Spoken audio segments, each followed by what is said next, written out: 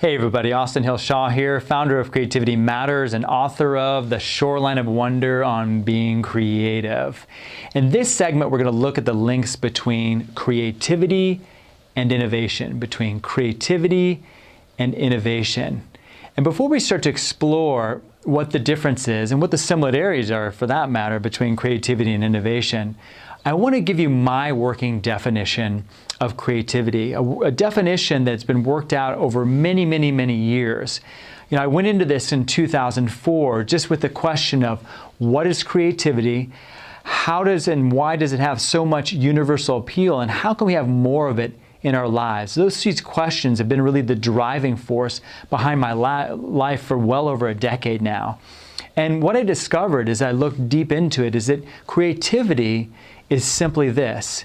It's connecting with the world and affecting it in a meaningful way. Again, creativity is a connecting with the world and affecting it in a meaningful way. And it's a very simple definition that can be universally applied.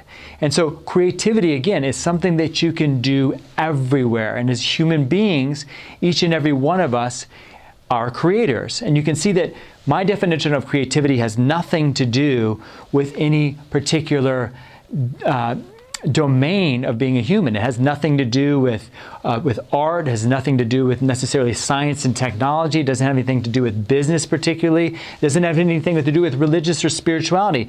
It has everything to do with all of those, because in all of those practices we can find ways of connecting with the world and affecting it in a meaningful way. In other words, we can apply creativity to anything. Okay? Next, I think you can be an incredibly creative and successful and fulfilled person without ever innovating anything in your entire life. Okay? And the best way that I can think about that is parenting. So I think that really great parents are those that, one, connect with their kids and they affect them in a meaningful way, meaning they connect with them, they do things for them that help them to grow and to learn and also to set boundaries and to thrive. And they also help them to create meaning out of the world. I mean, we are the most helpless of creatures when we come into the world.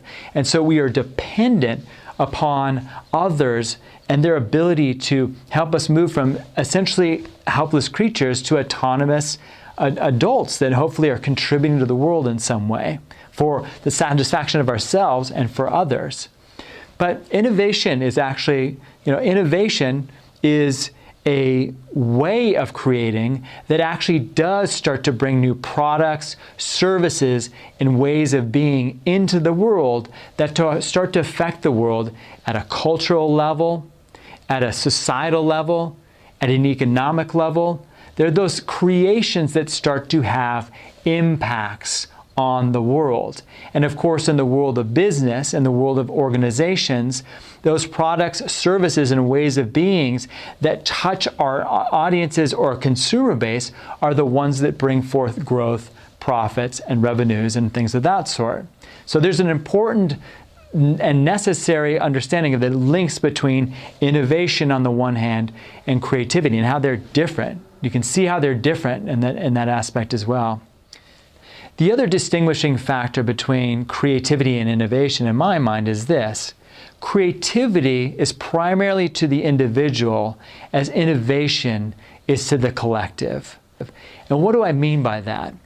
Well, in days of old, in prehistoric times, I would probably would have said that there have been moments where one individual has made such a profound change, for example, inventing the wheel, coming up with fire, all these innovations that totally shaped the world and shaped them for hundreds and thousands of years at a time, right?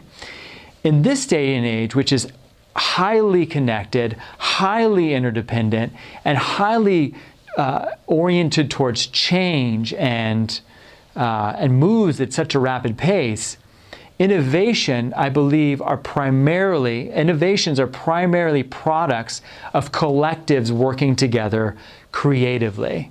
And one of the best examples that I can think of that is the iPhone. The iPhone, even though it's a single product, it is not one individual creation or innovation. It's many, many, many creations and innovations cobbled together to produce a wildly successful product, right? It's been combinations of phones and cameras and flashlights and MP3 players and video camcorders. I mean, there are so many things that you can do. You can track your mileage. You can track your finances. You can see where your kids are. You can turn off a light in your house 4 states away. I mean, there's so many things that you can do with that little device. But of course, it's not a single thing.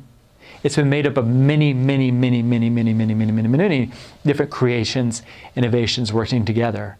And so, again, I believe that individuals come up with insights. They're the ones that have those aha moments. But in this day and age, with the complexity and the level at which we're working at technologically and interdependently, it's up now to teams, to groups of individuals to work together.